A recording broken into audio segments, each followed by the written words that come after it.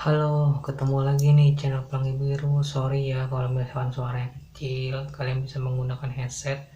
Dan makasih juga buat yang sudah support channel ini. Makasih yang sudah menyimak dengan sesama atau baik untuk jadi bahan referensi. Makasih. Di sini saya balik lagi tegasin, saya nggak maksa untuk percaya atau tidak. Itu balik ke pribadi masing-masing. Saya di sini cuman nge-share, kasih referensi dari pribadi saya kayak gitu. Kali ini saya mau membahas tentang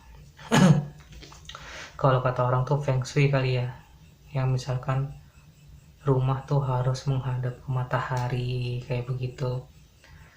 Di sini saya mau sedikit aja sih ngebahas yang saya tahu, saya paham. Pernah ada yang ngomong begini, rumah itu ininya apa, pintunya tuh harus dalam keadaan terbuka terus, jadi biar rezekinya masuk. Ini pengalaman pribadi saya punya temen, kenal dia itu dari SD kelas 6 sampai udah menikah kayak sekarang. Itu dari SD dulu orang tuanya itu selalu menutup pintunya, tapi rezekinya ada aja. Orang tuanya bekerja kedua-duanya begitu. Bahkan di rumahnya itu pernah, ya taulah anak-anak zaman dulu ya, bukan zaman sekarang. Kalau zaman sekarang gue nggak tahu ngapain ya. Kalau zaman dulu kan biasanya kan bawa cewek ya kan, segala macam. Paling tinggi nonton blue kan kayak gitu. Kalau sekarang gue nggak tahu kayak begitu. Itu rezeki tetap masuk. Jadi yang di sini yang mau gue bahas itu atau jelasin itu begini, kita jangan terlalu berpikiran atau terfokus dengan sugesti seperti itu. Begini aja cara berpikir ya, mungkin kalau dengan dibukanya pintu, jadi tuh sirkulasi udaranya itu berputar masuk dengan baik begitu. Begitu aja. Jadi jangan segala hal tuh dicampur adukan dengan ini itu gitu loh. Begitu aja. Kayak begitu. Terus ada juga yang misalkan depan rumahnya itu nggak boleh ada pohon karena gelap, akan menutup kayak begitu, nanti akan menutup aura segala macam, jauh rezeki atau apalah itulah ya. Sebenarnya yang jadi pertanyaan saya itu begini, rezeki itu kalau nggak kita cari nggak ada kan, nggak ketemu kan. Sama kayak misalkan di zaman sekarang ini, kayak orang yang berjuang dengan internetnya banyak kan. Terus ada orang juga yang berjuang dengan keluar rumah. Jadi rezeki itu dicari. Kalau memang nggak dicari ya nggak akan ketemu. Kita jualan online aja itu kan termasuk salah satu usaha kayak begitu. Jadi di sini nih gue pengen ngejelasin sih, nggak nerangin terus sangkanya gue so pinter kan. Jadi hidup itu kita ada harus namanya syariat. Syariatnya itu adalah sesuatu hal yang nyata, hakikatnya itu adalah sesuatu hal yang tidak nyata. Jadi jangan sampai kita berjalan hanya di hakikatnya aja.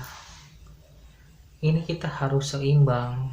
Kita ini bukan malaikat, kita ini bukan jin, kita ini bukan iblis atau setan yang memang gak bisa dipegang di alam nyata ini. Kita ini berbahan yang nyata. Itu udah pernah saya jelasin, bahan manusia itu apa aja, penciptaannya segala macam udah saya jelasin begitu.